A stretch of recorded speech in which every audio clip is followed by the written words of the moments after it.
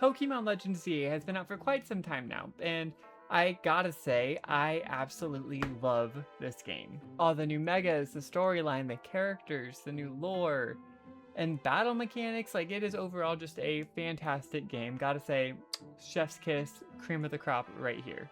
And I usually applaud my ability when in a Pokemon game to build a strong team, usually surrounded or at the center as a grass, water, fire core. In this game, I threw that out the window and built probably the most unbalanced, uncoordinated team that I've ever played with in a playthrough. And I wanted to share those Pokemon with you guys. I wanted to let you know who my I want to let you guys know who my in-game team was for Pokemon Legends ZA. So, hi, my name is Lane. Welcome to my channel, and with that, let's get started. So to start this team, we have to start with my first partner Pokemon. We have to start with my starter Pokemon, Feralligator. So I had a really hard time picking between these three Pokemon and really wanted to try going in spoiler free, so I went with the Pokemon that I actually have the most memories with. I mean, this guy was goofy in the anime, and I've used him in several other games like Crystal and Heart Gold, and even in my DLC for the Indigo Disc. So Chomps and I end up going way back, and I had to include him on my team. I was pleasantly surprised to learn that Mega Feralligator is a dual water dragon type, but overall was less impressed by the actual design.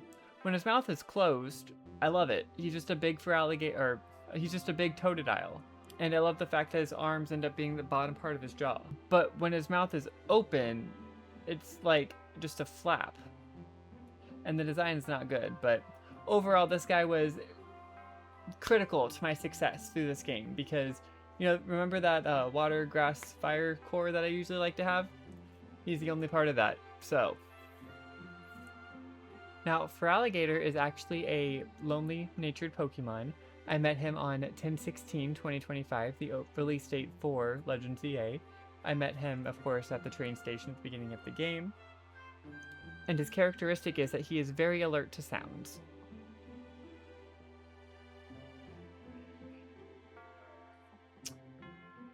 The next addition to my team that ended up staying with me through the entire playthrough is Sableye. But more importantly, this is a Sableye from the request that Emma makes you do at the beginning of the game, where you have to battle it to retrieve the old lady's necklace. You know the one. But Sableye has always been like a unique Pokemon to me, and it's one that I've actually never used before, mainly because it never had the stats to actually back it up in an actual playthrough of any game that it appeared in. But now it has Mega Evolution in-game, so why not? Sableye is a really nice purple, and I love that way that its gym gets huge when it Mega Evolves. Very unique typing with only one weakness to fairy types. Yeah, fairy types are definitely going to be a problem with this team. So Sableye currently sits at level 83, and he has a naive nature. I met him in the Wild Zone 4 on the opening date, which was October the 16th of 2025. And his characteristic is that he is capable of taking hits. And then here is his stats.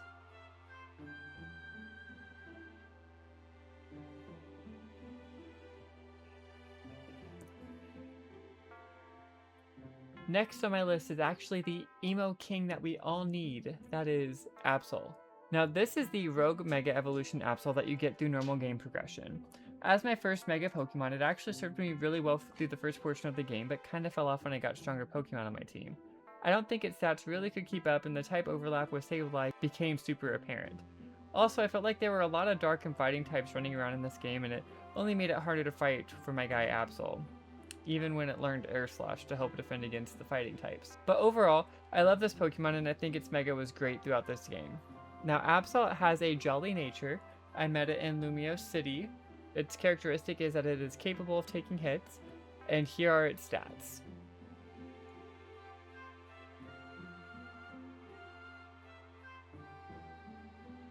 Next on my team, we have my absolute favorite Mega Evolution. If you haven't watched my Mega tier list, go ahead and do that. Mega Mawile. Now, this took me at least 4 hours in-game to capture. For why? I actually have no idea. I was dumb. I didn't realize that there was more than the one that was on the bottom part of Wild Zone 9. So I didn't know about the ones that were on the roof. I just kept resetting for the one on the ground, and I could not catch it to save my life. So that's about 4 hours of my life I'm not getting back. But hey, I had fun playing the game. Not mad. Not mad. I just wish Mawile had a better catch rate, but hey.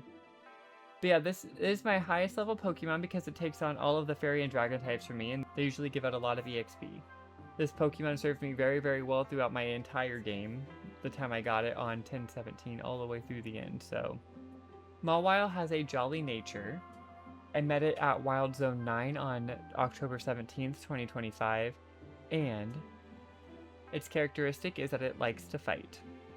And here are its stats.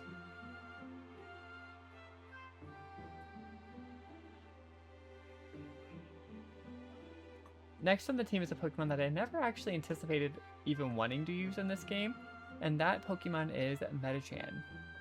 Medichan is a Pokemon that I caught as a Meditite so I could evolve it and get the Dex entry for Medichan and then box it forever. But, as you can tell, fate had other plans for us. Meditite has always been a Pokemon that I loved, but not one that I ever intended to use on a playthrough. As I progressed through the game, it was actually pretty good. There are a lot of fighting and dark types throughout this game, and Medichan's psychic and fighting type combo served me really well in defending my team.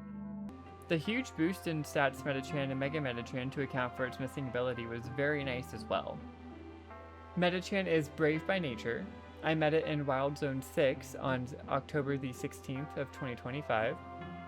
Its characteristic is that it is somewhat of a clown, and here are its stats.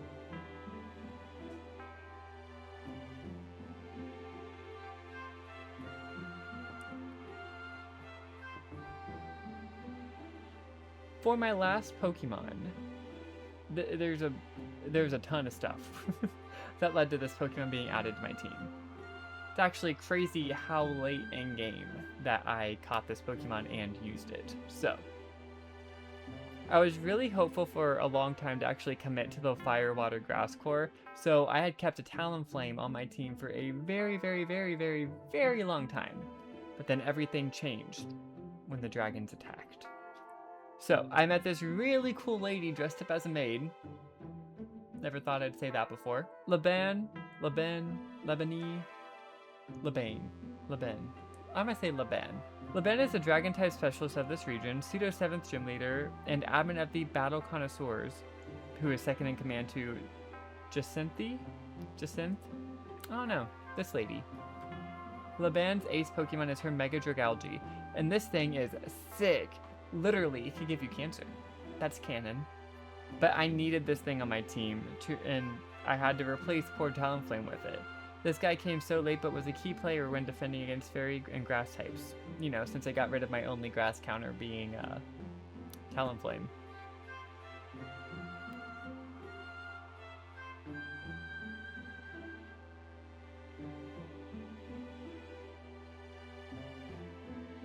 Alright you guys, thank you so much for coming to my channel and hanging out with me for this little bit. I hope you guys enjoyed this video. Please leave a like, comment, subscribe, all the fun YouTube stuff, and let me know some YouTube ideas. And I would love to, get to know some of you guys a little bit more intimately. Comment, let me know what's going on, let me know what you guys want to see, and I will see you in the next one. Have a good one.